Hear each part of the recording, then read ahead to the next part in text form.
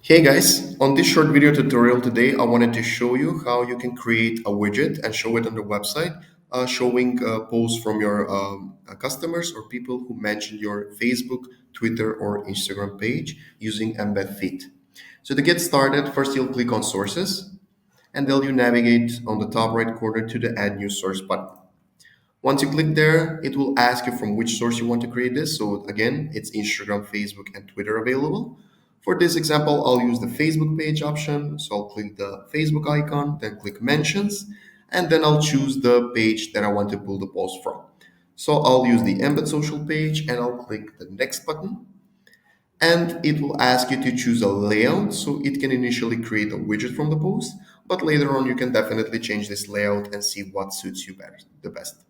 So I'll use the feed option, I'll click the create feed, and within a couple of seconds, the post will be pulled and it will be added into the widget for the initial layout that you selected. To embed this widget, just copy the code and paste it into your website.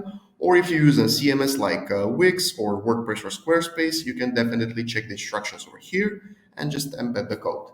If you need any additional assistance, we're always happy to help on the live chat or just email us at support@embedsocial.com. Thank you.